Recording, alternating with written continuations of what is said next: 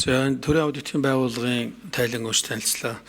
Энэ танах ерөнхийдөө бүтцийн өөрчлөлт хийгээд ийм 3 орлогчтой болоод явсан байна. Тэгэхээр ер нь тайлангийн чинь харахаар санхүү, нийцэтгэл, гүйцэтгэл гэдэг 3 аудитын төрөл нь хамгийн 3 төрлөөр ангилж аудит хийдэг юм байна. Тэгэхээр одоо зүгээр яг байгууллагын төрийн аудит яг төв байгууллагаасаа харахаар нийцлийн аудит нь илүү хамгийн ач холбогдолтой юм уу те? За гүйцэтгэлийнх нь хоёрт нь орох юм уу? Одоо санхүүгийнх нь хэд нь ордог юм. Ийм одоо нэг ийм ач холбогдлын зэрэглэлээр нь та бүхэн юу яаж ангилдаг юм бэ? За аймгийнхаа аудитын газруудад ажлуудаа хуваарлж өгөхдөө бас энэ эдгээр одоо 3 төрлөө яаж хуваадаг гэдэг нэгдүгээр асуулт байна. Ер нь болохоор бол төр бол одоо төрийн байгууллагын энэ ажлагчдын ачаалал, энэ шат дамжлага тийм тайлан мэдээ нийлүүлэхэд гаргаж байгаа цаг хугацааг багасгах гэдэг чиглэл рүү захимжуулах гэдэг чиглэл рүү яваад байгаа шүү дээ. Тэгээд танаа тайлан бүтцэж харахаар нэг аудитын шийдвэр эрхлэлийн газар гэж шинээр байгуулсан юм байна. За тэгээд уншаад үзэхээр бол ерөнхийдөө тухайн аудит бичсэн аудитор нь өөрөө хэрэгжилтэд тайлагнаад шалгаад явдаг ийм бүтцийг ингээд дахиад нэгдсэн ийм удирдлагатай болгож байгаа юм байна гэж ойлголоо. Тэгэхээр энэ дээр одоо яг ямар бүтцийн өөрчлөлт хийснээр ямар бүтээмж үр дүн гарсан юм бэ гэдэг нэгдүгээр асуулт байгаад байна.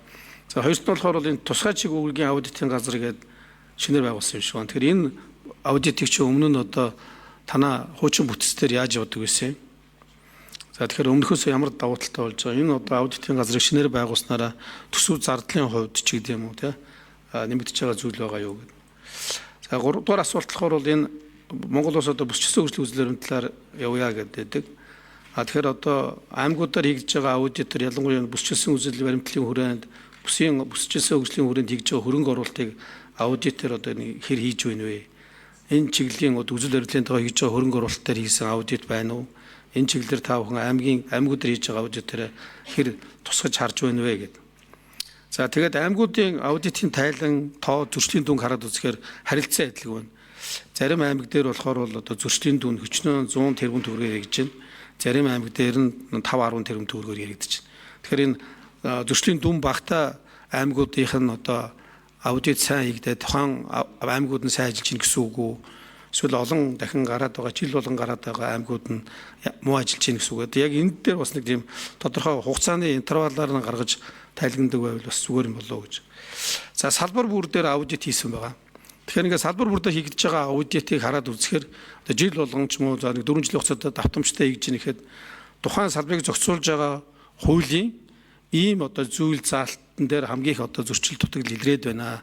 Тийм учраас энэ эдгээр зүйл заалт яагаад өгдөө шалтгааныг нь судлаад арга хэмжээ авах чиглэлээр нь тухайн хариуцсан салбарыг хариуцсан байнгын оронд нь танилцуулдаг байвал зүгээр юм шиг л санагдаж. За 4 номер хариулъя. Сорон зам болдгошны асуултанд хариулъя. Үндэсний аудитын газар магнастр. Санхүүгийн аудит, гүйцэтгэлийн аудит, нийслэлийн аудит гэдэг бол төрийн аудитын тухай хуулийн дээр заагдсан ийм одоо аудитын үндсэн төрөл олон улсын жишгээр одоо бүх тунхаглалд бол яг энэ чиглэлээр байгаа. За ач холбогдлын хувьд бол эренблээ тэрний юм энэ юм гэхээсээ илүүтэй санхүүгийн асуудлууд бол яг хуулиараа цагалбарт хугацааны дагуу тэдэн сарын тэдний дотор төсвийн шуудыг ерөнхийлөн төвлөрүүл гэдэг юм ингээд хуульчлаад өгсөн ийм одоо санхүүгийн жил болгон хийгдэх ёстой ээлжид аудитыг одоо санхүүгийн аудитыг бол хийж байна. За гүйцэтгэлийн аудит, нийслэлийн аудитыг бол бид нар төсвийн байнгын орон дээр энэ байнгын орон дээр тодорхой сэдв оруулж ирээд ингээд батлуулж яваад ингээд хийж байгаа. Тэгэхээр ач холбогдол эренбийн хувьд бол тийм юм гэх юм алга бүгд одоо юм яг тухайн сэдв тухайн асуудлаараа бол адилхан ач холбогдолтой ийм одоо аудитын төрлүүд байгаа. За орон нутагт бол жоохон асуудал байгаа нэг оронтой цөөтэй байгаа учраас ингэж нэг тусгайлан ингэж тусдаа нэгж байхад бол их төвхтэй байгаа. Зөвхөн нийслэлээр бол тусдаа гүйцэтгэлийн нийслэлийн болоод санхүүгийн гэж байгаа.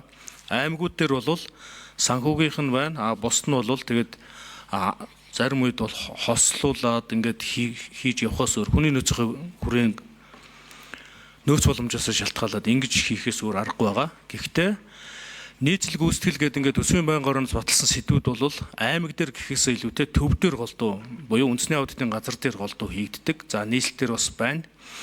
Гэхдээ яалчгүй зарим үед бол нийслэл дээр жишээлбэл одоо энэ жил ихэд шинэ оршоо хөдөлгөөний одоо үр дүн гэл ингэхэд чинь бид нар бүх аймагуд дээр хийж хагаад эндээ нэгтгэхэр ингэж тохирсон.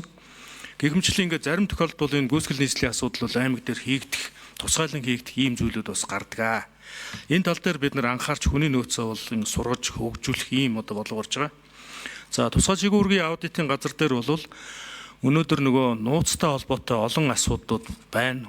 Нууц тайлан гаргадаг олон байгууллагууд байгаа. Батлан хамгаалах болоод хууль хяналтын байгууллагууд, за дээр нь онцгой байдлын газар хүртэл ингээд нууцтай холбоотой тайлангууд гаргадаг.